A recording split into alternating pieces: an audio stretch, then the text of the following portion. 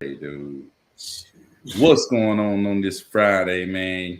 Y'all are tuned in to the REI Next Door show with your boy and your boy Cordero. So, man, we're gonna jump right in this, man. Talk about the fundamentals of wholesale real estate, and we're gonna take y'all questions, answer them, and yeah, man, we're gonna hang out with y'all for a cool 45 minutes, maybe if I can make it that long. Um, so we'll see. But man, how you feeling this Friday, man?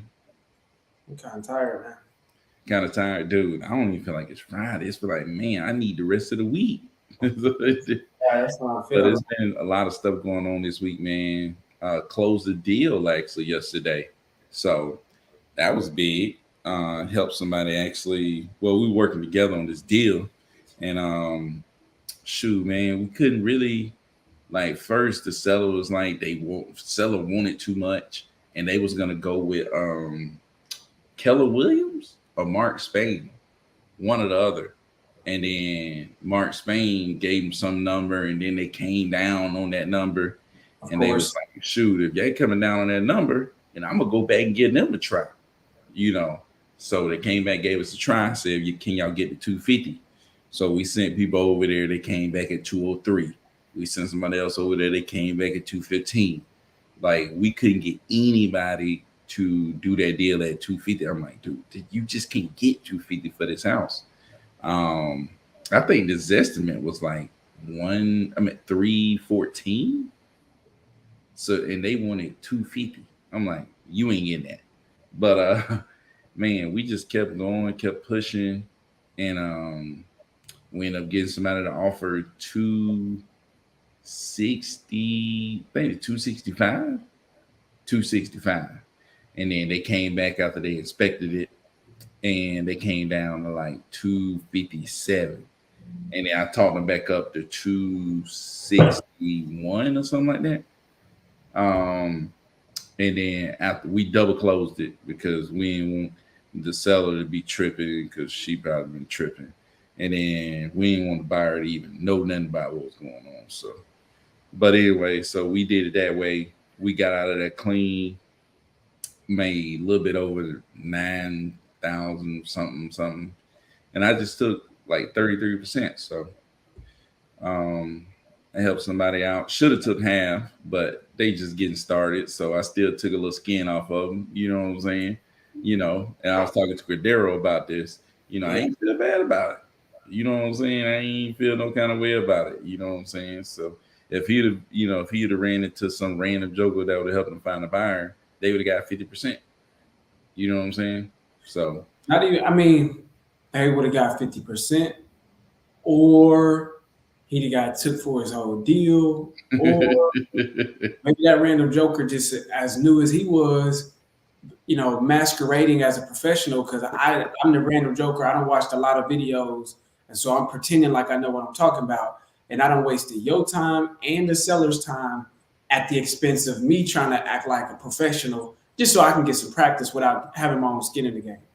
yeah, And what I say that to say is Byron stepped in to provide actual value, actual value. So it wasn't like I was just there and I just took 30%. No, he provided actual value. So you got to take that into consideration, man. hey, people, Ultimately, solve the problem for that guy. yeah, And that's what when I said it a lot, I continue to say it is it at least in our economy, in our society, uh, money is just a representation of the value you provide. And so, you know, how much value you provide, that's that cannot really be measured. I guess the only way that can be measured is in dollars. But ultimately, then saying, well, how much is that worth? It's like, how many dollars is the value provided worth? It entirely depends. It entirely depends. And so, if you're providing somebody with value and really getting them onto like something big like that, like that's a breakthrough moment. It's a breakthrough moment, getting your first deal done. So that could be inbound, yeah, like that could could have made, crazy, yeah, made crazy mistakes. a lot. So I think that's something to consider. And just to the point that me and Byron was talking about, it's just like when you provide value, you should not only should you not feel bad, but you shouldn't. There's nobody that could make you, oh, what?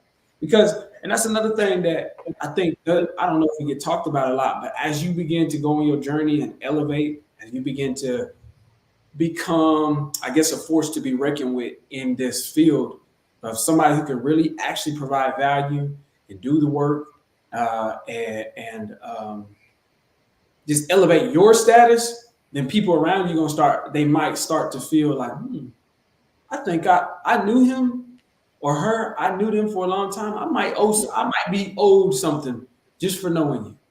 Yeah. Or, you know what I'm saying? You might owe me something for sure. And whether it's that or even if it's not even the money you make, this person just feels like, man, we used to hang out all the time. Now you ain't spending time with me no more. Every time I'm trying to hang out, you want to jump in the dialogue. You got an upselling appointment. You going on. What about us? You know what I'm saying? It could manifest itself in many ways. Just remember, when you're on this journey, it's you. It's you and only you. And so how you decide to charge for your services, how you decide to provide service, and everything in between is up to you, and you can't let nobody make you feel bad. Or on the flip side, I was telling Byron, it's just like, there have been times where I didn't charge, and I don't feel bad for not charging. I don't feel like I made that decision because I made that decision. And so, I mean, I think that's just a point to keep in mind, guys, when you're on the journey. It's just like, it's you, it's yours. And you shouldn't feel bad for any decision that you make. As long as you're at peace with it, that's all that matters.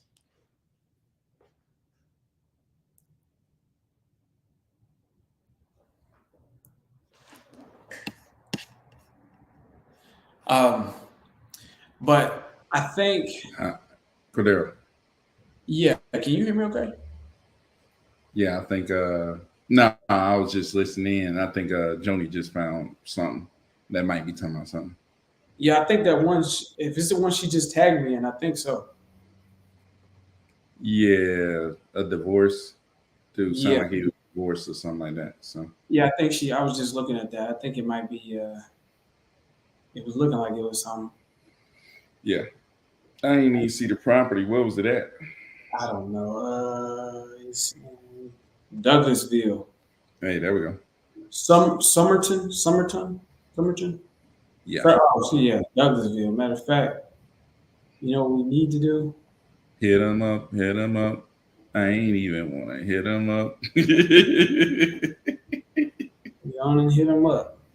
Oh, man. That's a must. I ain't even want to hit him up. Hit him up. For sure, for sure.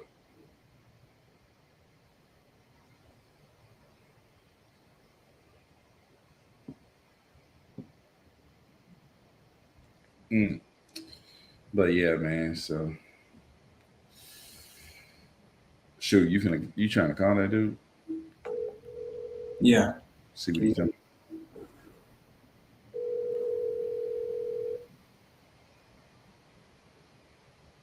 Hello. Hey.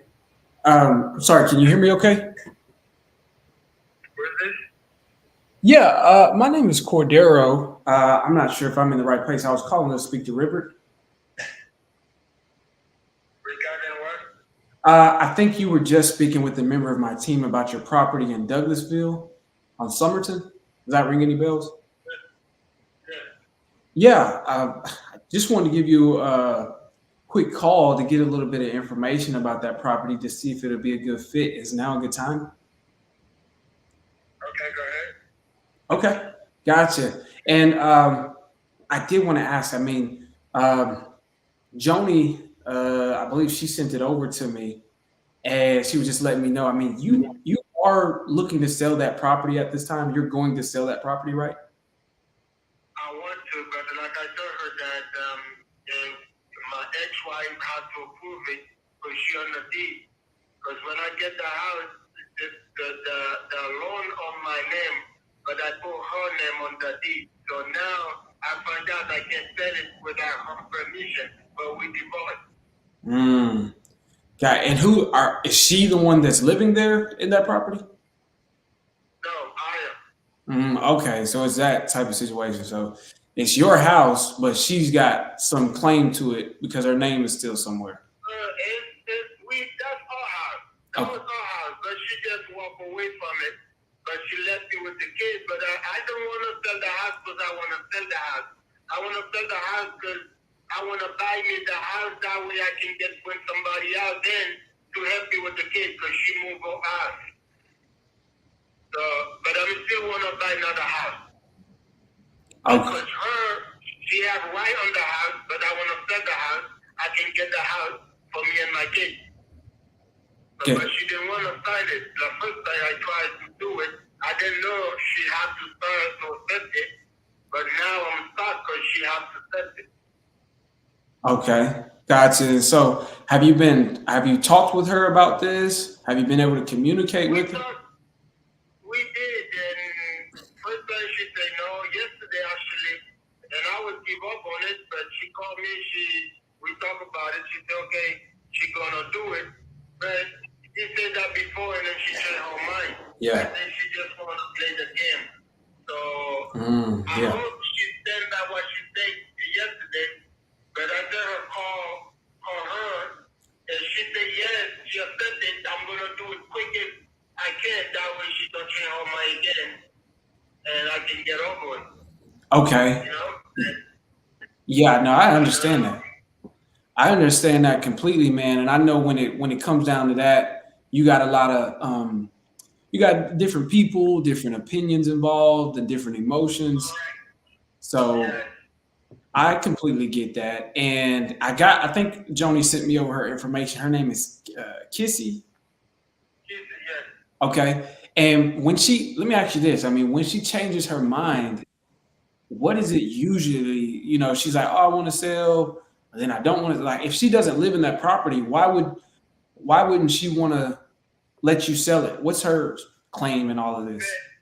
I didn't know if she tried to do it as a punishment to me, but she knew that if I don't sell the house, and then the kid with me, and then she can still come to the house, and I can't bring nobody in the house. Mm-hmm. So I think she do it as a punishment. On the same time, I don't know what she mean about it. So she can say yes, and she change her mind. I think she might play the game with it. God, okay. So, I understand that situation. Man, and that's tough because also I'm sure as much as it affects you, it also affects the kids, and just Correct. being able to move on, and so if we can get you over an offer, we can definitely, not only can we move quickly as far as getting the paperwork written up, but also as far as closing on the property and just making sure she doesn't change her mind and this, that, and the other, we can move quick. And so ultimately, if we can purchase the property or come to an agreement with everybody, when do you want to close? Like, I know you said you're trying to find your next place. When do you want to be in the next place by? My feeling is she say yes. I don't care if I go out and then be on my car. I just wanna move on. Right. So, but if I get agreement, I can stay there as I'm looking for another house, and I can probably come be the winter now. But if they give me time to find me something, that'd be good. But if I could buy the house, I don't care. I wait for at least a month to month till I get me the house, because I don't want to spend that money and it would get me something with the kids, because I want my kids to have somewhere to stay. But most importantly is that she say yes and then don't let her change her mind. Yeah. Got you. That's what I want. Okay. All right. Well, like I said, we can work that out. And I'm not sure if Joni was able to let you know, but what it is we're actually a service provider to our network of investors, right? And so what this means for you, the seller, is that we're not just one investor with one particular buying criteria. We can be very flexible with what we're doing. And that includes, competitive cash offers. We can buy as is, and we can even be flexible with our timeline. So if you absolutely needed to close on the property, let's say sometime this month, and then you needed an extra month to 60 days or somewhere in that range, before you found your next place and was able to move, we can make that happen. As long as absolutely, because we want to help solve the problem. So as long as the numbers work out, we can make sure we can get that done for you and your family. And you said the kids live with you, right? Yes, yes.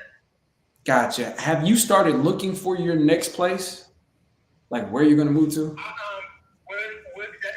she moved out, then I found out she didn't want to come back, and then I was praying that yes, I did, and but I have to sell this one first, and when I found out I can sell it without her, so that's what I changed my plan. I said, you know what? So since the kid there, let me stay there.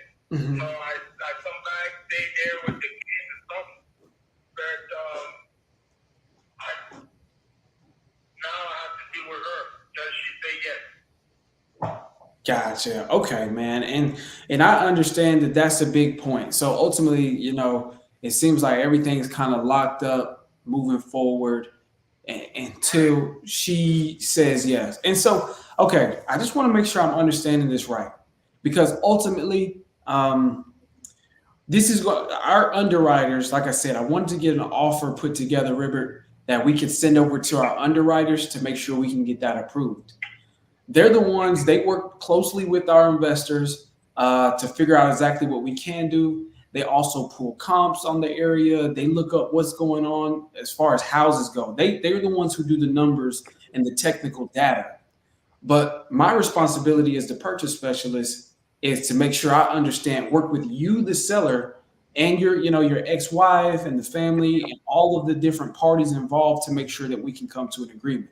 That's my responsibility, right? So I want to, I'll give your ex-wife a call and get that worked out and everything.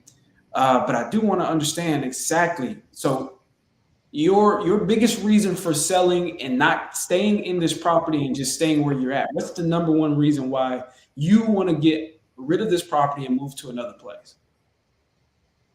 To move on with that, let my wife, that way she can move on, I can move on. As long as we come here, she still lives close by. She comes to the house when she wants, and then she, that she still feel like even though she's not there, she have a right on everything. She can come when she wants to and stuff like that. Yeah. And then I don't wanna, block her from her the kid, and the kid gonna feel, I'm trying somewhere I can have another woman that way we can live, can help me with the kid, because whatever she wanna do, she can do it. Right. And if she wanna come back in the house, I welcome her. But she wanna be on her own, so that I wanna let her be on her own, and then let me move on. Because I can't sit down here and wait for her. Yeah. No. So that's the reason. I'm telling because I wanna move on. No, I completely understand that, man. And like you said, I'm sure just being the man in the house, if she wants to come back, that you would welcome her with open arms. But if not, then you can't just be sitting around waiting at that property, No. and she's got access to you anytime she wants. Yeah, she can, and if she won't come in, I wanna be there with the kids. So I'm moving, living with my kids and stuff. I'll be fine. I'm an island guy. I believe in to the family, but I don't know what's going on, and I just don't wanna be the one who block her move her life. Yeah. But I get to move mine too. Yeah, no, I understand that. Okay, got you. And likewise, she probably is kind of scared to sign off on the agreements.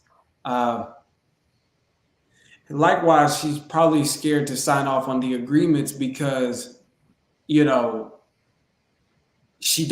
wants to keep that access to you. She probably doesn't want you to move and be somewhere where she can't get a hold of you. Do you think? I didn't know. Gotcha. I didn't know, and because I don't have no access on her, she do what she wants. I should able to do what I want. Yeah. I don't know why she's thinking, and I don't know what's on her mind. Okay. And so like I said, I can go ahead and reach out to her and give her a call and just to see what she needs. But easy as you can, and uh, that way hopefully she say, okay, yes, I'm a good kid, and then if she say yes, tell her that you're gonna send her the agreement, say that she signed it, to her what she's gonna say. yeah, I yeah, mean, there's something she can sign that she know. If I need to move on, I can use it. Say, hey, she was assigned that. Say, she was give a petition. She was signed. You know, whatever you can come up with, that way we can pass by. That would be good for me. oh yeah, absolutely. No, we can get the paperwork written up, like I said, ASAP. We can get that written up Yeah. immediately and sent over today.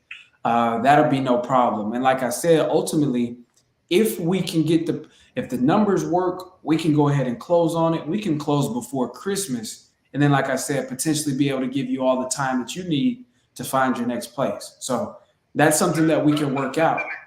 But let me ask you this, Yes. River, if we can do that and if we can get, I can talk with your wife and get her to go ahead and agree that you can move on and move forward, and we can get you in, to close on that property so that way you can go and move on to the next chapter. What do you need? I obviously will need to talk with her, but what do you need price wise that you'll feel confident closing on the property with? To be honest, last time I looked on the house, it was like 333. But right now, I don't know if it's going down or up. So I didn't look yet. So, but I might look, because if I sell it how it is, I don't know how this works. But if I have to, paint and then change the carpet, the floor done is done, everything else, but maybe they wanted ready to move somebody. Somebody still can move. There's nothing wrong with it. But the carpet, sometimes people don't want to move back and move on the same carpet somebody was there already. Yeah. So, and then if I don't have to change that, I know that's gonna probably something. But I want to sell it how it is. But they can come look, see it, Yeah. nothing wrong, nothing messed up, major problem. They can look. But that's it. That's it. Long as I don't have to spend the money in my pocket to change some stuff, Yeah. I don't mind. Okay. No, Ribbert, I absolutely understand what you're saying. So just so you know, is any offer that we make is in all cash as is offer, which means that, we'll look at it just to make sure that we can go ahead and get it moved forward and closed. But we won't request that you make any updates or anything like that. No cabinets. You won't have to fix anything up or repair anything about the property. That's one benefit of working with us. We have no financing contingencies. That's what it means for an all cash offer. So if we can come in, like I said, and get you approved, I don't know, like 33, I think is gone. I think last time I checked, if you look it up online, I think the estimate is 314,000. And that's a property that's listed on the market on the MLS where you would have to pay realtor fees. That's 6%. So, and then closing costs. And then you would have to fix the property up. That could be anywhere between, I don't know. That could be tens of thousands of dollars. That could be anywhere from $15,000 to $30,000, $40,000. I tell you what, I'm a construction guy, so I know. Okay. So if I have to fix something, there's nothing major I can fix. Because the plumbing good and electric good. Only thing if I need to change is just take the kid room or change the carpet. That's the only thing. The carpet will cost me probably I don't do the carpet, but I can put the floor. But I got the inside. It can cost me probably $1,500 or $2,000. I can do this stuff if I have to. Outside is a new bed. I just set the outside, and it's gonna be another 10 years or 15 years, 20 years. Mm-hmm. So, and inside, even everything look good. Everything they can come and walk through me, and then I can fix whatever needs to be fixed. First, I'm a contractor, so I'm a handy guy, so I can do most everything by myself. So there's nothing Yeah. to do for that much money. No. That's not the rehab. That's not the contractor work. That's not what I was talking about. I'm talking about realtor fees. On at $315,000, that's $20,000 just to pay a realtor. That's only that portion. Like I said, that's not including closing costs or any other cosmetic work that may need to be done that you do have to fix. So what I'm saying is, again, taking into consideration a couple of variables, is that if we can get you to go ahead and close on this property, you don't have to pay any realtor fees.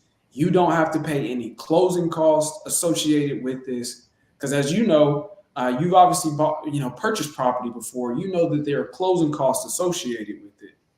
You won't have to pay any closing costs. You don't. I know you can make all those renovations, but I know you don't want to. And like I said, we can guarantee that you don't have to, and we'll take care of your ex-wife and make sure that we can get her to sign and all that. If we can do that,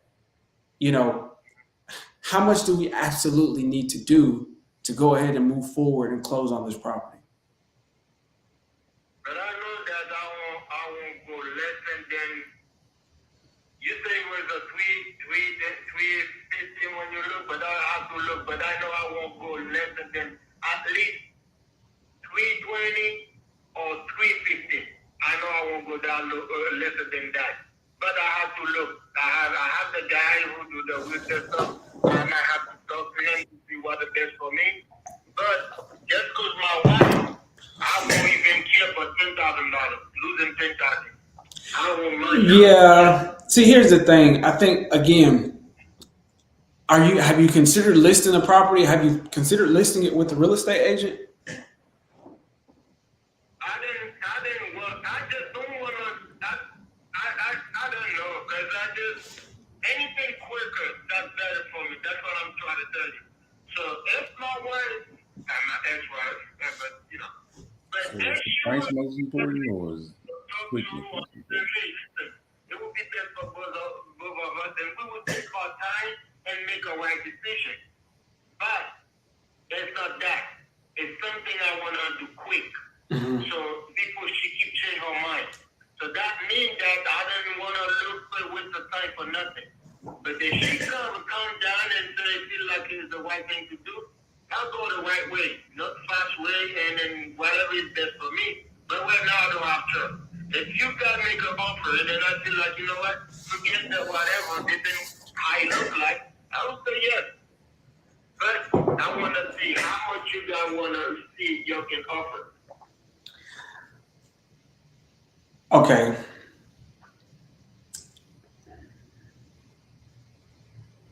So you want to see how much we can offer. Yes. Yeah, I just don't think, because like I said, I'm looking in that area right now and I'm not seeing anything that's selling for that. And these are properties that are selling on the market. You know what I mean? And so ultimately, oh man. What you guys offer? And remember, my house is just not a lot of good position. When I bought it just like that. I changed a lot of things on it. Give me the offer, and then that way I think about it. Okay. But I don't know how this will work. Yeah. No, I understand that. You know what? Let me do this. Let me step right here in the let me step right over. I want to talk to my underwriters and just see what we can do on this property. Let me ask them a quick question. Can I put you on a brief hold and I can get right back with you? Is that okay? My kids on a daycare, so No, that's fine. I'm just going to put you on a brief hold. It'll only take a couple minutes, and you can care what you got to. But give me just a minute, and I'll be right here. Okay? Okay. All right, just a minute. Yeah. Couple of different ways we can take this. We can take it the Mark Spain way, No, dude. or we could take it the low ball way. The low Reset ball way. expectations. I'm resetting expectations. I would say if you wanted to reset expectation, I think this could go for 220. That's what I was thinking. I was thinking I was saying 200. Yeah. Tell him 200. I'm talking about going for 220. That's what we saying the same thing. Yeah. For sure. Yeah. But I'm saying like before I even knew he could go for 220, I'm saying 200. Well, he talking about so I can't go for. Yeah. Tell him 200. But then here's the thing. This is the problem. His wife. It don't matter what I tell him. It don't matter what he say or what he agreed to. That his wife could come in and say anything else. That's the problem. That's why there's no sense in rushing to the number. What number do you need? What number do you need? It's No, because we ain't giving him no real number, and I don't think you should do like hard line negotiate. This is just like a preliminary number. We can close fast. I think you still putting it off with somebody else. But the thing is, if he is gonna make a quick move, you gotta be in the running. You know what I'm saying? If he gonna make a quick move, I don't know. Maybe you need to try to call his wife or something. But that's the thing. My thing is, it don't matter. Did he give you? Is her number in the notes or something? Her number's in the notes. Her number's in the notes, but we gotta talk with her. Oh, dang. I'm trying to put it up. You see what I'm saying? Well, shoot, let him know that you got to talk to the wife. Because it don't. We can say this, that, and the other. I don't know this, that, and the other. Yeah, say my underwriters don't feel comfortable, throwing our numbers without us having been in talk to all the decision makers. Since you said your wife is a decision maker, we're gonna need to talk to her before we can really get into the numbers. How about that? And I really need them both on the phone at the same time, really. But what I'm probably gonna have to do is call, see what she talking about, call him back, see what he talking about. Get them on the same call. Set the expectation. Hey, I'm gonna need you to get on the call, and I'm gonna need you to get on the call, and then bring them in the room together. Well, I know you ever had two divorced people on the same call? Yeah. Matter of fact. Have you ever had two decision makers and you try to split them up, talk to one of them, talk to the other one, and then by the time you get back to the first one, oh yeah, I just talked to the other one, and the other one changed their mind and said this. You're like, dang. Well, I done a bunch of divorced people, but I ain't never had them on the same call. I mean, these were cordial people. Huh? These were cordial. Most of them ain't cordial. I mean, not when they have to deal with each other. I can keep it separate. Hey, it's worth it. You definitely should try it though, for sure. I can keep it separate. But yeah, that's what I need to do. I need to call her to see what she's talking about first. Seems like he gonna be ready to ride whatever that wife say. Yeah, but you know how that go. Who always want the most money? Huh? Oh yeah, you already know. So you might well just talk to her because. Hello. Hey, Robert. So yeah, man, I was talking with my team, and I think ultimately what they were saying is, I was trying to see what we can do. They don't necessarily feel comfortable giving a number or stating a number just yet because we hadn't talked to all the decision makers yet, right? And so what I would like to do is, if I can, let me try to reach out to Kissy and just see what she's talking about, what she's thinking. And then we can go from there, and I can give you a call back after I get a hold of her. Does that sound okay? Okay, perfect. Let me call her real quick and just see if she's available. You think she'll be able to answer now? It might be still at work. I'm not sure because I don't know the time when we're going together today, whatever. You don't have time to get up. So I don't know. She might pick up. That she then pick up. We can try again. Okay. Yeah, I'll just give her a call and just try to see what we can do from there. And then, like I said, I'll give you a call back after that. Okay. Thank you, Robert. And again, my name is Cordero. Okay. Yeah. Okay. I'll shoot you a text. And thank you so much. I'll talk to you soon. Yeah, I ain't know. Right. Man. So it seems like it's, man, these divorces though, man. What we said about I mean, definitely a problem. Definitely a area we can provide some value in for sure. exactly, definitely a issue.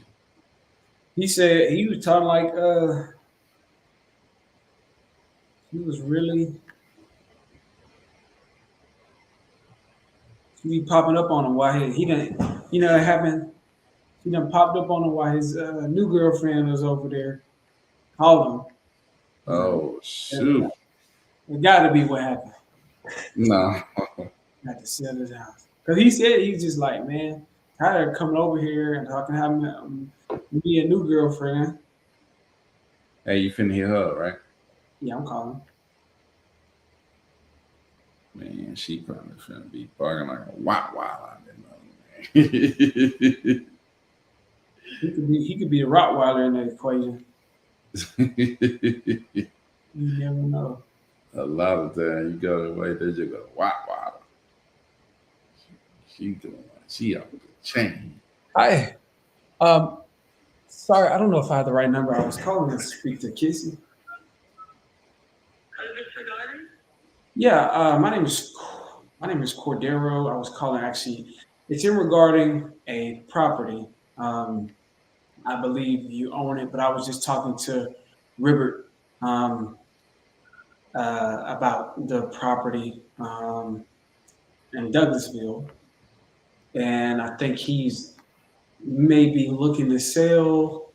And of course, he let me know that you are also your name is on the property as well.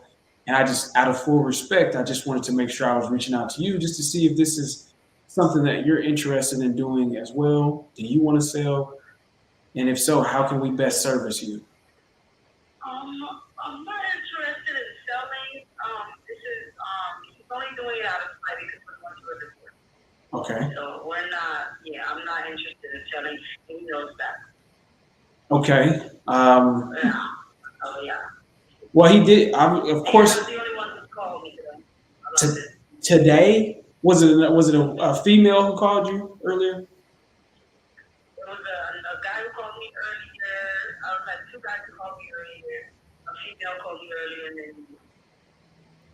Gotcha. No, he did. I mean, of course, he mentioned the divorce and everything like that, but he said that maybe you would be interested in selling, maybe you wouldn't be, and so, but you don't live there in the property, right? I don't live on the property. Okay. And so, are you wanting to kind of keep it as a rental property, or what are your thoughts? I wanted him to move out so I can spend with my kids. Oh. Yeah, I want him to move out. So I can spend with my children because right now I'm renting, which is not something that I wanted to do.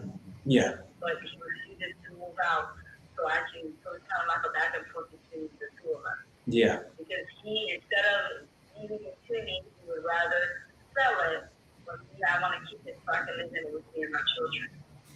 Gotcha. I see what you mean. Okay. It was a little. It's a big thing, not something small. No, I mean, I think anytime we're reaching out to somebody in regards to selling their property, it usually is a big thing, and especially when it comes down to divorces. And that's why I wanted to reach out to you with respect. I didn't want to obviously get started on, hey, let me do all this paperwork and then that's being like disrespectful to you, not understanding exactly what you're wanting to do in all of this. And so that's why we reached out, because I understand it's a big thing. And like I was mentioning to him, I'm sure not only is it, if it's a back and forth between you and him, it's affecting you, it's affecting him, but also the kids and everyone involved right about now. And so do you think that maybe if he's going to continue to be difficult with you, would you just continue to rent? Or, I'm not sure how this goes. Do you think at any point in time would selling the property and you both, getting paid and moving on, would that help at all? The only way is if there has to be an agreement on paper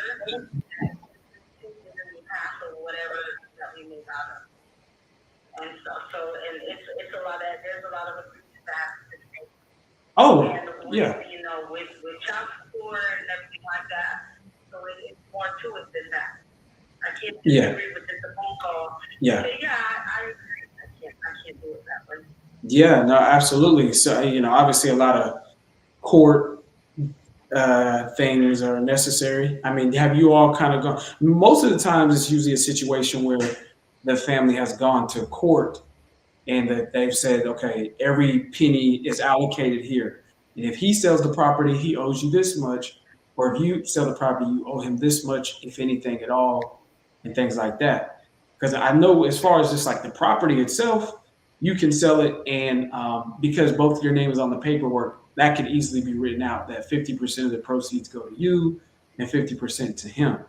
But like you said, if there are any other variables that may need to be worked out in court, but as just so you know, as far as the property goes, and I think that's kind of state law. If both of your names are on it, then it would go that way as well. And how it would work is when we went to the closing, we would use a title company, which is a third party service, and they have something called the HUD statement, which I'm sure you're familiar with. But it basically itemizes, it's like a receipt on, like when you go buy anything, the receipt, it shows you where every dollar goes. And then it would have your name, Kissy, and then it would have his name, and then it would have the amount that you get and the amount that he gets. And that's how it will work on the HUD statement. You would get paid. Um, but and I just want to know, because like I said, we've done when we work with divorced couples, like you said, and you put it best, it's just like there's so many variables involved. It can just be so difficult. And what we found is a lot of times just selling the property instead of trying to fight over the property, selling it, and then you take half, he takes half. That solves a great deal of at least that portion of it. And so that way you both can move on and you can go your separate ways and, find your next place. And you really can put that part behind you. If there were, I guess, a room for you to sell, is that something that you could see yourself doing, or would that something that you would even consider? Yeah, that is something I can consider. It's just that, me and him have a lot of trust to sit down and talk about, and also there has to be things have to be on paper. Yeah. It's not just there's a lot of agreements that have to happen on his part and on my part. Yeah. With the kids and everything, so it's not just the house. No, I understand that. Yeah. You're absolutely right. Gotcha. Okay. Yeah. Well, I'm sorry to hear about well, for some people, I'm sorry. For other people, it's congratulations. So I'm not sure which one of those people you are, but I know it sucks either way, just kind of going through all of this. Yeah. And then many people calling you about the project. Like I said, I just wanted to be respectful, but he did mention that if I give you a call, that I can go ahead and let you know that we could put something in writing, that's an agreement as far as getting paid. He did say that, by the way, like that you could split the proceeds. But again, that that's only if that's something you want to do. Let me ask you this: if you did sell, and I know you probably thinking about a lot of stuff, but if you did sell, did you have an idea of what you would like total amount that you would want to sell the property for? You would feel comfortable doing it? Okay. For the property, Yes, ma'am. for selling, I used to have to be like that 360,000 because that's how much it's worth now. It's worth around that price, that much. Okay, gotcha. Okay. I'm sure as you know, that property is in a really great area. It's in a great location. And so that obviously attributes Douglasville is great, but that neighborhood is great. I haven't, obviously, I haven't seen the property. Like, I don't know what condition it's in, if it needs any major work. I think he was letting me know that it probably, he said something about the cabinets and maybe one of the bedrooms. Those are just minor cosmetic updates. But if we, Yeah. it is It a, definitely needs cosmetic work. That's from there. gotcha. And it's a larger home, right? It's a pretty good sized home. Yeah, Um, it's a pretty good size.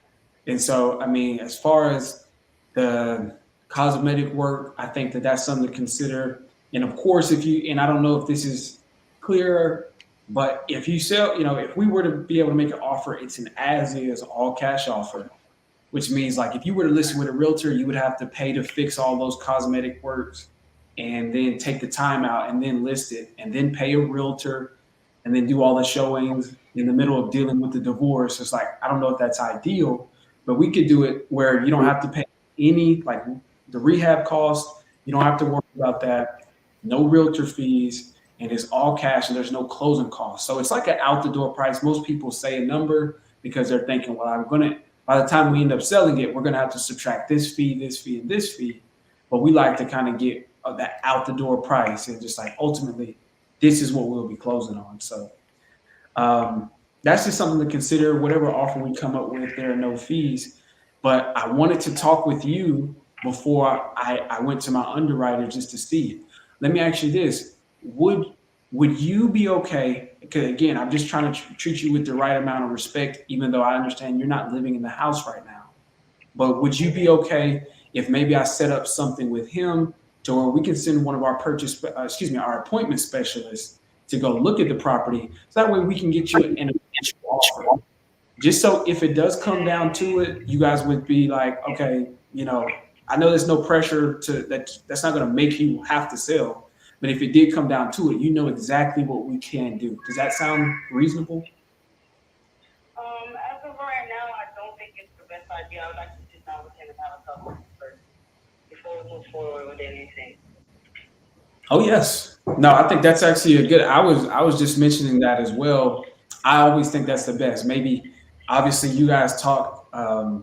Obviously you have to talk, but I also I would prefer if we could all like talk on the same, even on the same call or in person or something like that, all in one place. I don't like to do the back and forth thing, just to make sure we're all on the same page. I would because most divorced couples, they don't, I don't want you to have to deal with him if you don't want to, and vice versa. But I understand wanting to talk, but can I follow up with you all? Maybe something, because it seems like he wants to sell, but don't want to. And honestly, can I ask you this? If it wasn't for I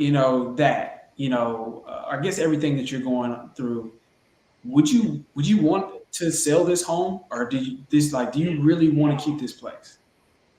I do. I want to, because I want to keep it with my kids, because I didn't want to move them from place to place. That was the whole point of us buying it for. Yeah. He just really messed up in a way that he shouldn't have. He made a lot of mistakes and destroyed his marriage. Mm. So when it had to come to that, but that was not what I wanted. Yeah. Yeah, no, I completely, and like I said, that's why I know that it's with all this going on, ultimately, Do you want me? Can you hold on a second? yeah, that's fine. Okay.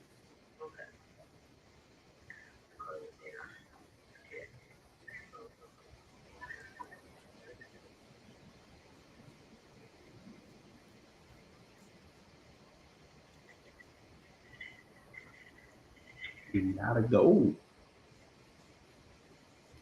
Hey, you can position yourself as a divorce expert.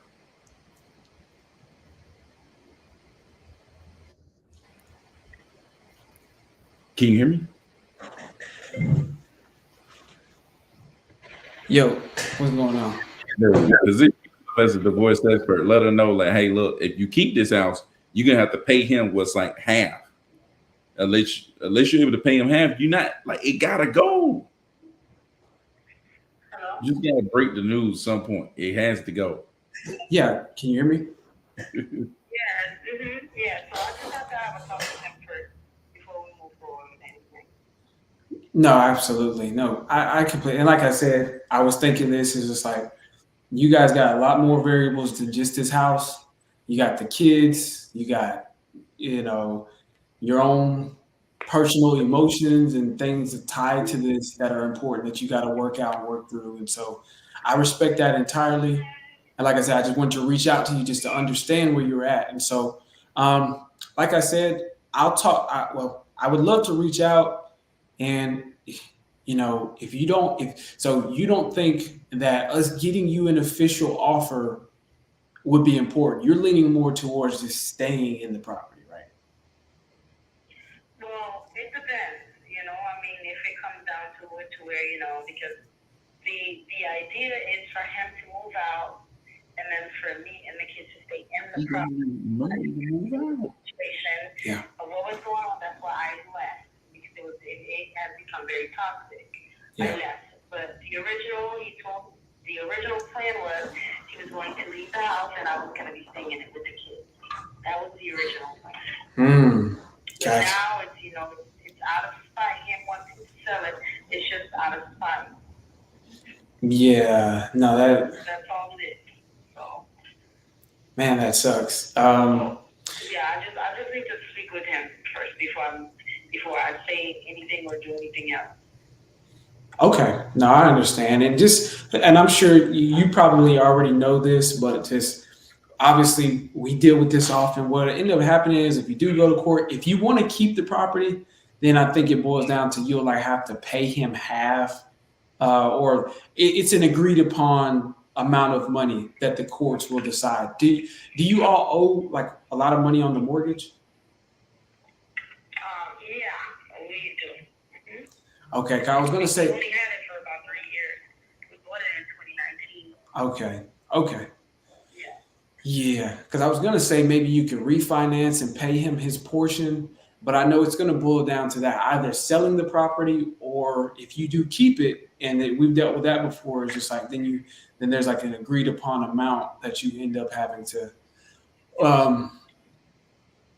you know, if he stays, he has to pay you, or if you stay, you have to pay him, whichever direction it goes in. And so ultimately, like I said, if it does boil down to it, I want to be able to give you all an offer. So I understand, and I'll let my team know. Do you think maybe I could circle back with you next week?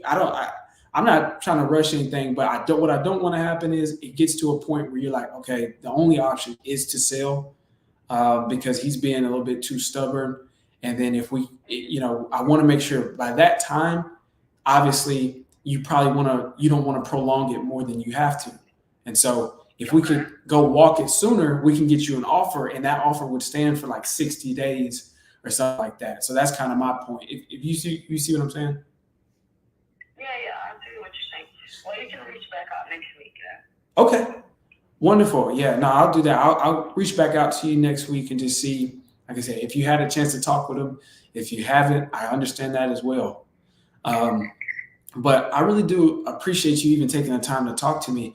Hey, I did have a question though. I could tell, obviously, he's from the islands. Yeah, we are. You are also too, right? Mm-hmm. Okay, he's more. I could tell he's definitely from the islands. You're more like a little bit calmer and more relaxed of an individual. Where are you all from, if you don't mind? I didn't ask him that, but where are you all from? We're from Haiti. Really? Yeah. Really? Oh man. Okay, got you. And so, have you thought about, man, this is just too much? You're gonna say forget America all together and just go back to the islands? Who, me? No. Yeah. And just. I was very young, so no. Oh, gotcha. I see what you mean. Yeah. I was saying maybe you're just like, man, I'm officially done with this country. Maybe he might say it, but he might say he can't deal with problems very well. But that's No, I understand. Yeah. But yeah. And again, my name is Cordero, and I'm the head purchase specialist here with Open Resi, and this is my direct line. You can call me or text me here. I'll text you once we get off the phone, just so that, if I am able to reach you, it's not too unfamiliar. It's not just a random number popping up. But if you have any questions, just like, hey, how does the process go? Or if anything crosses your mind that maybe I could help, give me a call or text anytime. But otherwise, I'll reach out to you next week and we'll go from there. Okay, awesome. Thank you. Okay, thank you so much, Kissy, and you have a great rest of your day. You too. Thank you. All right, bye. Come on. You're too slow. You know what? I don't know, y'all. What y'all think? Where is the lead located? Lando. Man, the lead is located in GA. Douglasville, a place called Douglasville, man. If I had to compare, I feel like Douglasville is like the Murfreesboro of Georgia. It's like on the outskirts of Atlanta, stuff like that. But shout out Keith Don, man. What's going on, Keith Don? If you're still up in here. Keith Don, man, if you're still up in here, let me know what you would do with this one because it's a divorced couple. And I knew before we even get to talk about numbers and price and this, that, and the other, it's just like, my thing is, are y'all even really about to sell? Like, is this real? Is this realistic? The husband, like, I want to go. I knew it was something, some ulterior motives going on there. So I was like, let me call the ex-wife and just see. Dude seemed like a wild dude, but keep down when you're dealing with divorced couples. One want to sell, the other one want to stay, but she ain't gonna have no choice but to sell in the end. How would you get in there? Let me know, dude. Let me know. Nice. Would you have to visit personally? No, I don't have. I mean, we could send somebody out there, and you don't have to for sure. We do virtual deals, but I am realizing that a lot of people now are going out to the properties, and it just builds that personal connection, and it helps. It helps to build that personal connection with the seller when I'm getting a lot of contacts, text and call, this, that, and the other. If I see a person, in person, it does have the advantage. You know what I mean? But you don't have to go in person. What are your options if you acquire the property? Wholesale it. If we get it good enough, flip it. You know what I mean? I mean, I guess if you get it at a good enough price, the sky is the limit. She willing to sell that mug. She willing to sell it. She just got to understand the details. That's it. She just need to be assured that she gonna be taken care of. Like that's her biggest thing. Like her biggest thing is, will I get my half? Because remember, she ain't on a mortgage. So in her brain, she thinking, I need to stay at this house. I'm not going to agree to sell this house because I need somewhere for me and my kids. What I don't understand is how on earth, like, the kids ain't with her right now. So I think, don't you think that's right though, Cordero, that she would sell it? Her biggest concern is that she want to know that she gonna get enough, she gonna get money so she can have a place to live with her kids. Yeah, I mean, that's important. But I think also too, like, people got sentimental, it's like she got sentimental value tied to that property. Like, that was her dream house. That's where life was perfect and this, that, and the other, and the kids. And more than anything, she want to keep that house and kick his butt out. She want him. That's what she want more than anything. And I know that ain't gonna happen because remember, he said the house is in his name, the loan. So it's like he wouldn't be able to go buy another house. Yes. Now the house is in her name. The house is in both. That's no, he said. I thought he said the house is in his name on the You talking about the mortgage? Yes, and in both of their name on the deed. I don't think so. I think they both on it because I just asked her about the mortgage at the end. Is it in the notes? Yeah, I was like, do y'all owe a lot on the mortgage? She's like, yeah, we owe a lot. We just bought it in 2019. Yeah, she say that, but what I'm saying is he said like his name is the only one up here. You heard him say that? Yeah, I heard him say that. Man, I barely understood. At least that's what I gathered from what he said. Well, I need to call him. What I gathered from what he said. Let me hit him right back one last time to get those little details clarified. Yeah, because I thought, I could be wrong though. I'd be wrong a lot, but I thought he said that his name is the only one to prop up right here in prop wire too. So I don't know what that's about. Because he probably bought it and then quit claim deeded into both of their name or something like that. I doubt it. That happens a lot. I mean, it happens a lot, but does it happen with like couples or investors? Yes. They're the main people that do it because they want both of their names to be on the house. but maybe only one of them could qualify for the loan. You know what I'm saying? So they put it in one of their name, like only one of their names on the mortgage. You see what I'm saying? Yeah. That's what happens sometimes with people like Alvin. Like only one of them could qualify for this mortgage, so Alvin went ahead and got it, and he never added her name onto the deed. So now they was married, and everything was in Alvin's name. Let me call him. Let me ball him.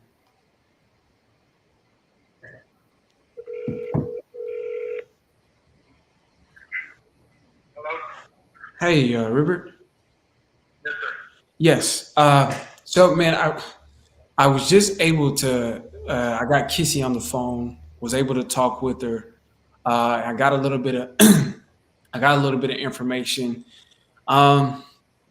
Honestly, man, I'm not entirely. I think she does, or at least would consider selling. I think she would consider it. But however, we need to, the terms have to be right.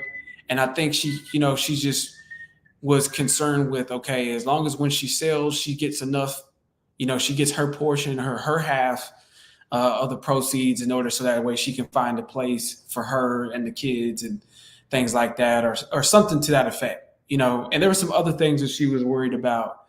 And so ultimately what she said, what we left off with was, and I'm going to call her back next week, but she said she wants to talk with you and just to kind of sit down and go over an agreement. She wants to talk with you first before she decides. But I was letting her, because what she was saying originally was she wants to move back in the house and then you leave is what she would prefer. But I said, we work with divorced couples often, and it kind of boils down to even if she were to do that, just usually how it works out is that legally, if she keeps the property and you leave, then she would have to pay you a certain amount of money. Like there's a certain amount of money that she has to come up with in order to work that out, and vice versa, obviously, right? But she says she wants to talk with you and see. But I did have a question. So it's your name, both of your names are on the deed, but it's just your name on the mortgage, right? Yeah. Okay, so it's just your name on the mortgage, but both names are on the deed.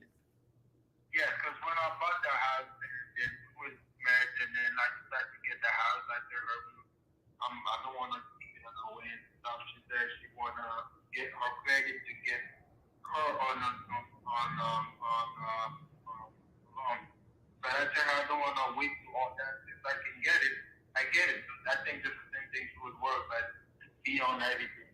Yeah. And I tell her, all right, girl, I'll put you on the deed and stuff because I just want to buy the house. And she said, okay, fine, so long you put me on something, at least I would something. And, we're married. Yeah.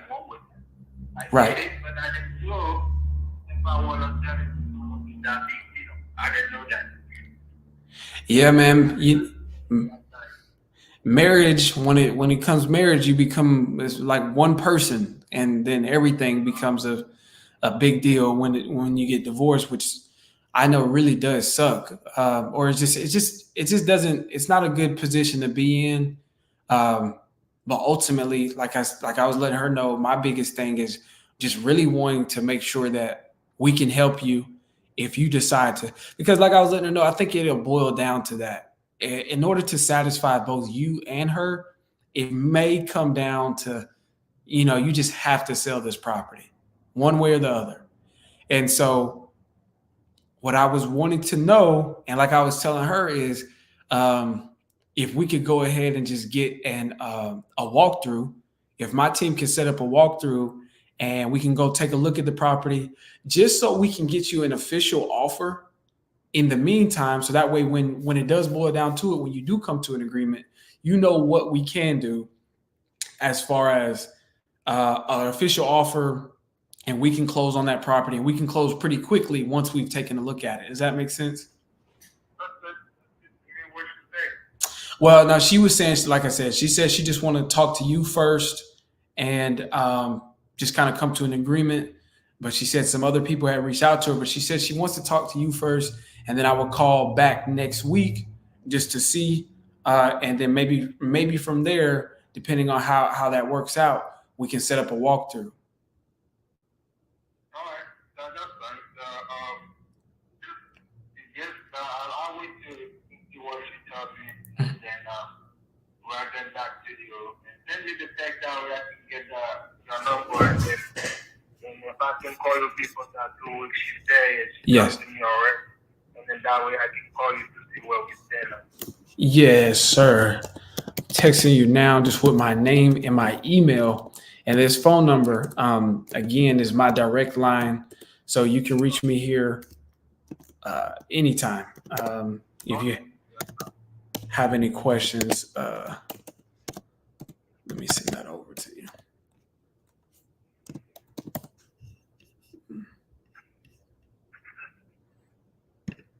Okay. Yeah, I just sent that over to you, like I said. And if I'll give it to next week. If I hadn't heard from either of you, you can call me or text me over the weekend. But if I hadn't heard from either of you, I'll reach back next week and we'll see about setting that up. Does that sound okay? Yeah. Okay, wonderful. Well, thank you. I do appreciate you even taking the time to talk to me, Robert. And like I said, man, if we can get this worked out, I'm really looking forward to helping you both out of this, as far as with the property goes. Okay. Okay. Well, thank you so much. Like I said, I'll talk to you soon. No problem, sir. You have a good weekend. You too.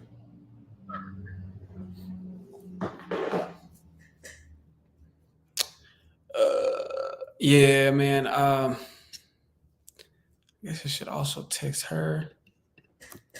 It was great talking with you.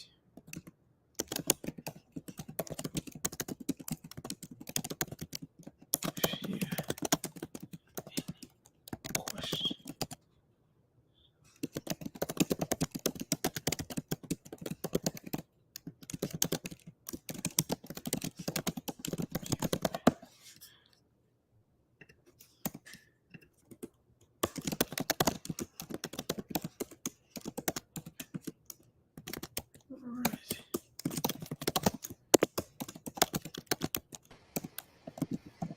All right. What's up, man? What did he end up saying? Did he is he on the loan? She on the loan? What's it was what you said. He's they're both on the deed, but it's just him on the loan.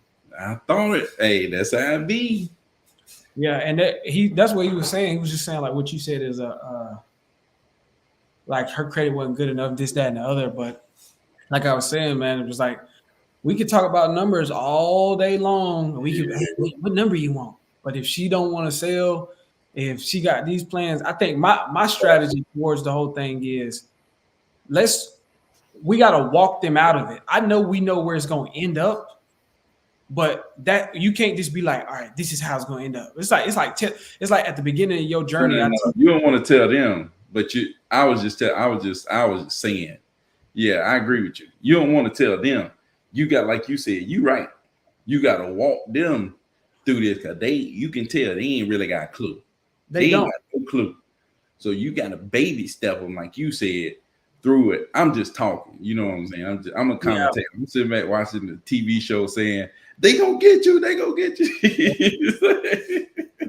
Yeah, but like just for those, just for anybody watching or just kind of trying to understand why my thought process is like, let me meet them where they at and then guide them out to where I'm at. Like that's kind of my whole strategy as far as the conversation. So and Cordero is gauging how much they know about the process in general. Yeah, that is reacting based on what he's gauging from how much they know about what's about to happen. You know what I'm saying? And obviously they know very little about what's about to happen. So, and I think, like I was saying, she know that he's the one that got that mortgage. So she's thinking, I better make sure that I'm taken care of. I don't want him to sell the property and he get all the money. Because it's like, if I didn't buy it, why should I get money from it? That's what most people think. You know what I'm saying? They don't understand the concept of if you own that deed, then you getting half. Nah, if you marry, you getting half. Yeah. You own the deed, you getting half. but she do need to. She probably got to go ahead and go through that process, unless he just go ahead and agree to, you know what I'm saying? Like she gonna have to go through. She might want to go through some type of process or something because, you know, some people he might just try to sell it from up on her feet. You know what I'm saying? Because Yeah. technically, I mean, I don't know. I wonder if she on the deed or not. Nah, she's on the deed. He said he put her Okay. on the deed. Oh, okay. So But I'm she sure even good. if you married, dog, married. No. I'm saying, like, let's say if you own the property, Yeah. right, and you married, now you may be able to just go ahead and sign off. You know what I'm saying? Even though you married, go ahead and sign off and sell it right from up on her because they ain't gonna ask for her information. Like I've done it in my name. Like I bought a property in my name and sold it in my name. They didn't ask for my wife. You know what I'm saying? Yeah, but the thing is, I was just saying maybe they should. You know what I'm saying? But I'm saying I think that's like theoretically, he could try it. You know what I'm saying? like, but But if she on that deed, you ain't getting around it. But to your point, theoretically, yeah, but in actuality, it's like it's the only thing is because she lived it. Like she's aware of the property. Like your wife ain't constantly walking around thinking, "Man, Byron got like 3 rentals right now," or he doing 3 flips. I mean, she might be aware of it. You know what I'm saying? At this point, like Big Al was trying to sell it from up on his wife's feet. You know what I'm saying? Big Al was ready to go to jail about this. But that's what I'm saying. Like you know, you never know. She might think that he trying to try some slick stuff like that. You know what I'm saying? That's clear. That's like clearly they are supposed. Yeah, I think so, man. I think the title company wouldn't. A legitimate title company would address that. Like, hold on, you. Yeah, but hey, like I said, you know how people are. You know, they'll try. You know what I'm saying? Try it, man. They'll try, but if they end up getting through, the thing is, she, you know what I'm saying? And she like, man, we can't go no further unless I know I'm getting half. I think to your point, it's just like, yeah, all of that, like if it's theoretically, if it's even possible, that's a big concern to her. Yeah. Right? That's still a major point with meeting her where she's at and walking her out of it. Whereas other people just talking about pride. I don't think nobody had a chance. Like, did nobody do that today? I guarantee nobody got as far as you got today. I don't think that many people actually called her, but somebody probably did call her, and they certainly didn't get that far because my goal is that if you when you want to, she had shut you down. She shut you down, but you just kept digging. Sometimes you got to ask the same question twice, right? I went to go see my auntie, man. I was just like, she take care of my god kids. I was like, hey, auntie, you been whooping them? She said, nah, I ain't been whooping them. I said, all right. You been whooping them? You know what I'm saying? You been spanking my god kids? Man. You better, got to. She been whooping them. But you know what I mean? I'm just saying, so like sometimes you got to ask the same question. And that's just handling objections. Don't let that deter you or completely throw you off. Yeah, I think that's a big thing. That's like a heavyweight. You know what I'm saying? You know how you get the black belt, what other belt you get, the red belt, the blue belt. It's like that's another level of being able to talk to sellers. It's like being able to take a blow, boom, and then still be like, okay, I'm still gonna fight you though. You know what I'm saying? Yeah, it's like you still stayed in the ring. You still stay like okay, let me throw a couple more jabs, feel you out. You know what I'm saying? For sure, because this is what I know ultimately, and I really heard, like, not even heard this, but it came to me from reading Grant Cardone. Is just like, if you truly, I think it was Sell or Be Sold. I truly believe I already know what she's going through. I already know what she's about to go through. She emotional too. We know what is about to happen. You know that if she want to stay in there, she's gonna have to pay him, and she's gonna go through all of that just to realize I probably had to sell it anyway. And then she's gonna sign with Open Door or Mark Spain, who's gonna say, "We'll give you this up here," and then they end up taking this down way, and they get deeper and deeper with their price. I heard the dude said Open Door offered him like $300, and they offered him like $220 when it was getting deeper and deeper with their price cuts. And so I'm just like, I truly believe that I'll be the best option I truly believe that I'll be able to help you. So it's just like if you hit me and I leave, then that's just, I ain't at peace with that. I just felt like I abandoned you, and really I could help you. And so that gives me enough confidence and courage to stay in the ring. I know we can get you a competitive cash offer, and also we can handle you, and we can make sure that you're taken care of better than probably anybody else that you talk to. Right? Shout out to Jake Truck, man. I think you had a good point with this too, Cordero. You know, position yourself as a specialist in this field. Yeah. And we knew somebody, you know what I'm saying? We had a good divorce attorney or whatever like that to get a hold of this and being able to work this out for us. The only problem is, like, I was working a deal and we got a probate attorney to get involved, and they took their own agenda and ran with it and snuck the deal from us. It's like, dude, yeah, man.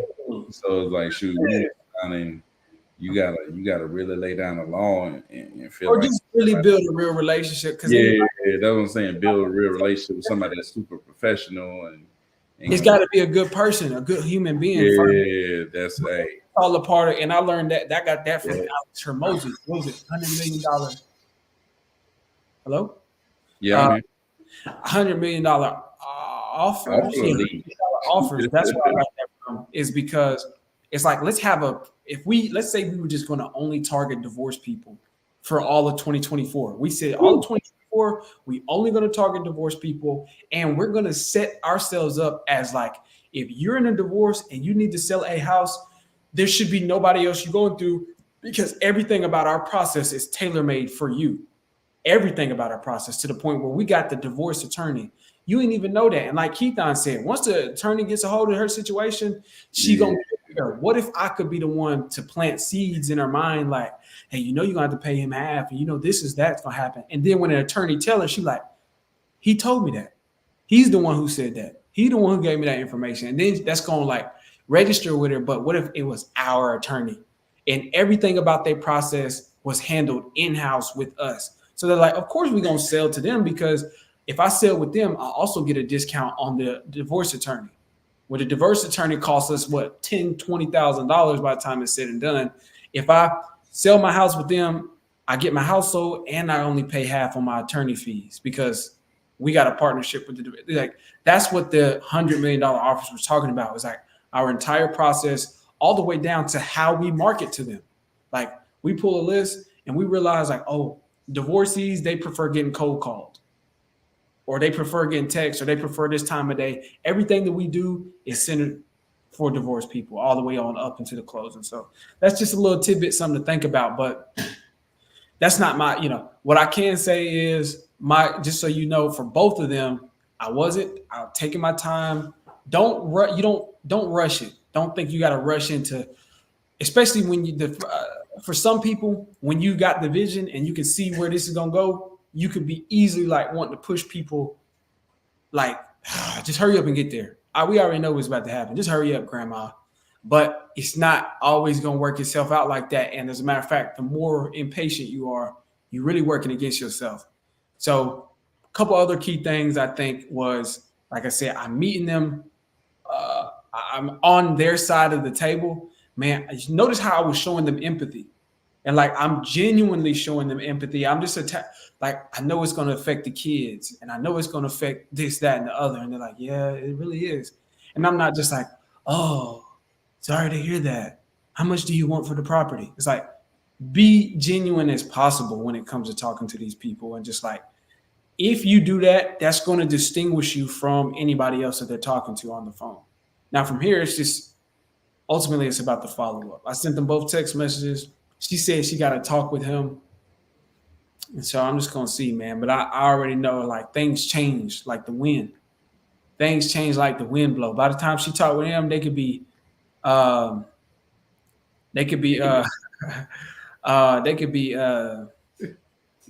made up, back in the bed together, and some more stuff. One thing I can tell he the one messed up. I can tell he the one messed up. Yeah, he didn't mess up. Man. Like you were saying, she gonna be You know what I didn't get from all of it though? What's that? She so concerned about her in a house with kids. Ain't the kids with him? Didn't he say something like he? the kids are with him because that's the best property.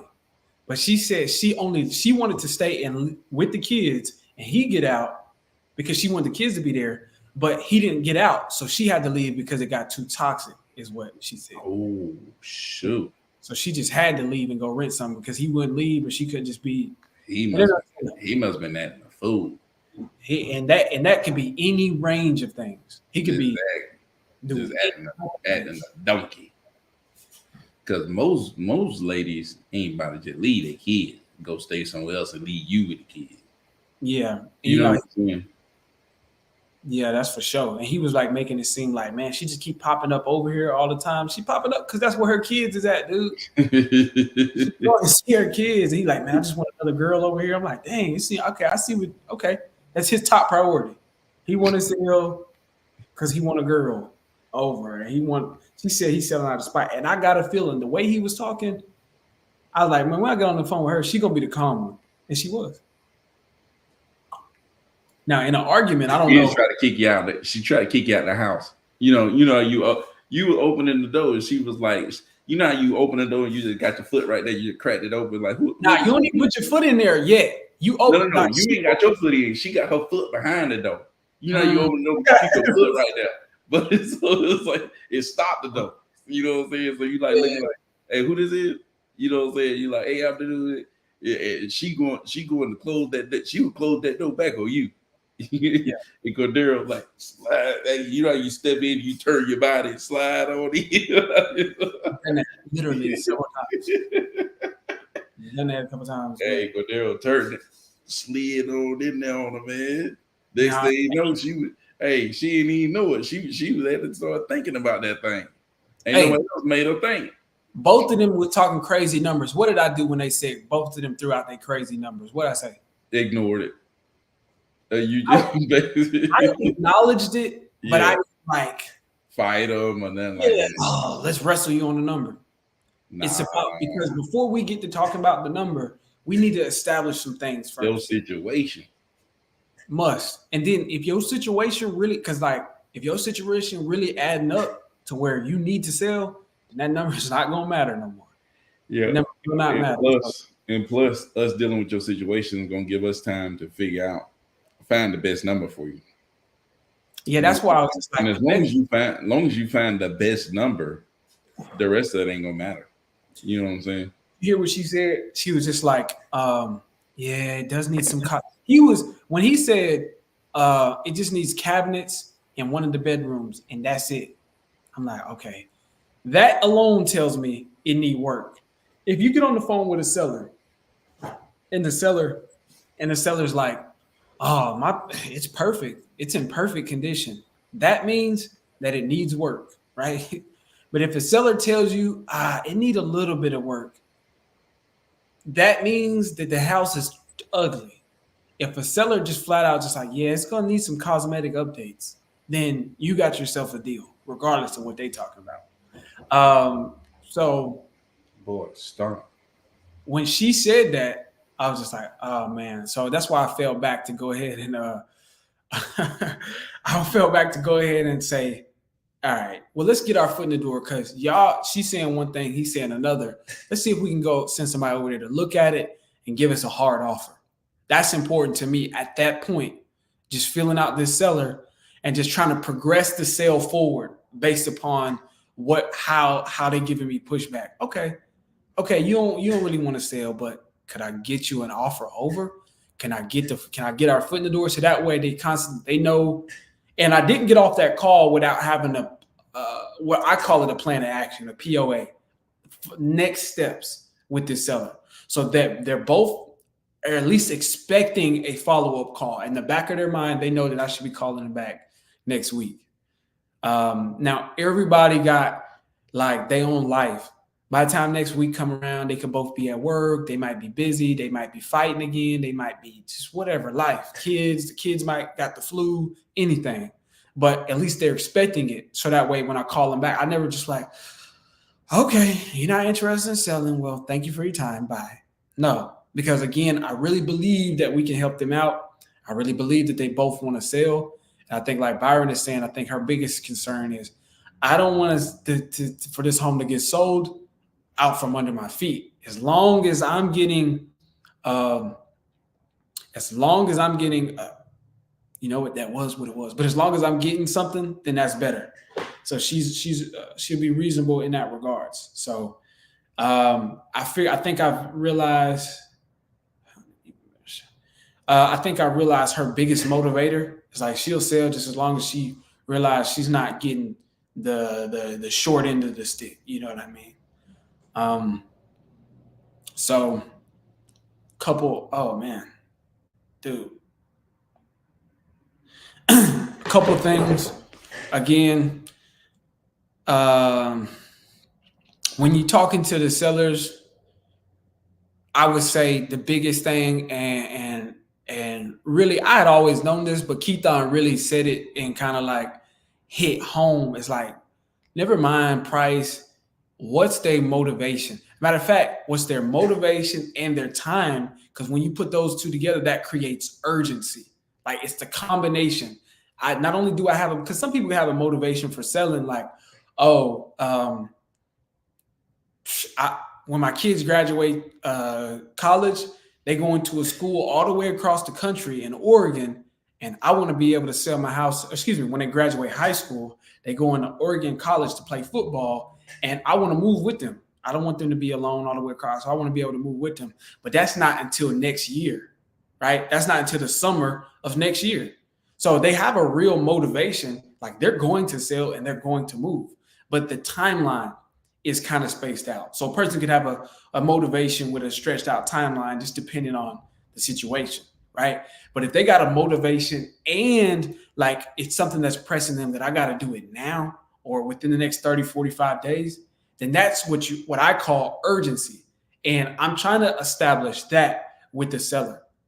And I'm not telling them, so your situation is this, and this. Like, if you go into the doctor's office, the doctor don't look at you and be like, you got a sprained ankle.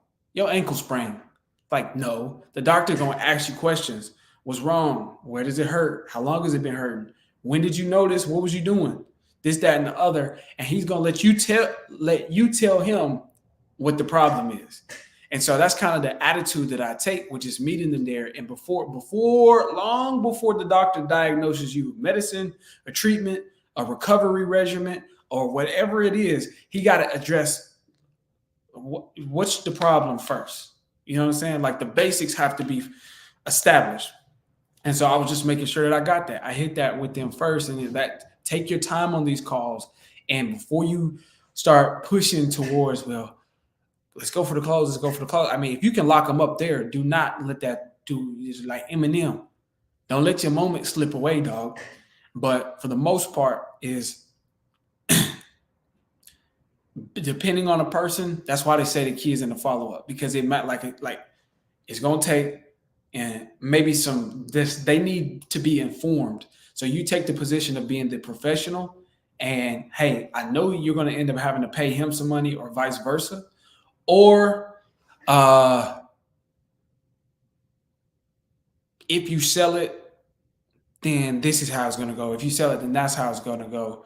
And just being kind with them and respecting that they don't understand that, and help, again, walking them out of their perspective and onto understanding. And then that's going to take, you got to follow up with them. Like she even says, like, I'm not going to be able to reach that on this one call. Okay, I got you. I'll call you back. Remember me.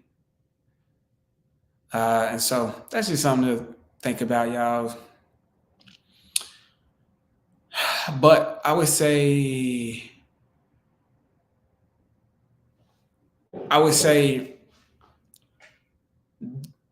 the number one thing to establish when you're talking with people is rapport. And then from rapport, then they feel comfortable giving you that information, right? Because if you're not giving them, it's like if they get on the phone with you, and she even said it, she talked to like 3 other people today. If she get on the phone with those 3 people plus me, she gonna be like, I'm not. She probably, I don't know how those conversations went, but she probably shut every last one of them down. Shut them down, shut them down. So before she felt confident enough with me to talk about that, it was like, I was like, like I try to be establish some sort of connection, whether it's in my tone or whatever. So, but man, I honestly, dude, we've been on here for a long time, and y'all got some reference, but I think, oh, gotcha. Let me get y'all the quote of the day, though.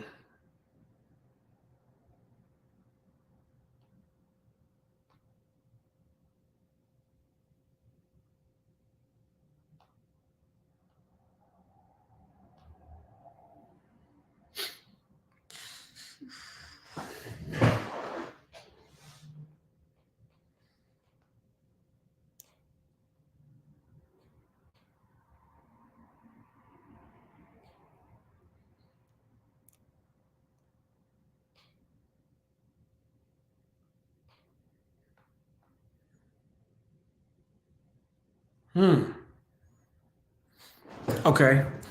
This is another one. This is kind of on my recent, I've been doing this often, but this is from the 10X Mentor, I believe. Yeah, just because I had gone back and I started reading it again. So I got some cool tidbits, a couple other books I've been reading, but this is important. In real estate, to the question, why real estate? And the quote is, a single deal can change your life if you know what you're looking for. So ultimately, to that point, like I said, I believe that's Grant Cardone, but you hear it a lot of times. You're only one deal away. And in regards to wholesale, you're only one deal away from changing your life, this, that, and the other. But I think that that's a more powerful quote than just saying you're one deal away, because, you could get that deal and be completely lost from there. Honestly, I hate to say it. I mean, you putting the effort in, you putting the work in, but a deal, you could get a deal and you still haven't garnered enough confidence in yourself to say, I could actually do this. You might still even be questioning, was this luck? Did I really do that? Did I earn it? Whatever. But a single deal can change your life if you know what you're looking for. Now, if you know what you're looking for, that becomes that much, more potent in your search. And then when you find it, right? Because when you actually have a target, I think anything in life, when you actually have a target that you're going for, and you are, when you got a target, I think it's beautiful when things kind of hit you in life out of nowhere. Like, oh man, that was great. I met a friend that I didn't expect to meet, or opportunity came my way that I was not expecting whatsoever. That's a blessing, entirely. However, when you know what you're looking for and you intentionally went after it, and then you actually find it, then that becomes more life-changing, because I think it adds to the benefit of, I set my intentions, I set my focus, and I hit my mark because I intended to. Not because I accidentally bumped into it or because it just happened to me, but because I intended to. That's one. And then two, when it comes in regards to real estate, when you know what you're looking for and you find it, it can be extremely lucrative. That's the thing. You're going to come across hundreds of properties. You're going to talk to hundreds, even thousands, even tens of thousands of sellers. I don't know. It just depends on the person, man. Even tens of thousands of sellers before you find the right one. But as long as you know what you're looking for, when you find the right one, then you know that every person that you talk to, everything that you were looking at was not the one. I've talked to a lot of people today. That conversation was probably not really. That conversation was probably one of the top ones that was worth my time. But because I know what I'm looking for. I'm looking for people who genuinely have a problem that we can solve. I'm not looking for people who give me a good price.